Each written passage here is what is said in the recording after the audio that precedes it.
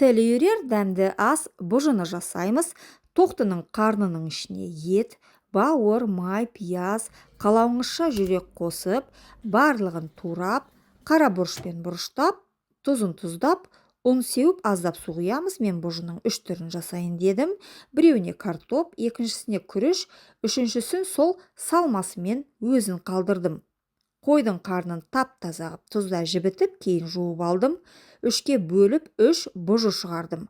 Қазанға су құйып қайнатамыз. Қарынның ішінде сыртқа демі шықпай піскен соң, өз нәрі өзінде ерекше дәмді болады.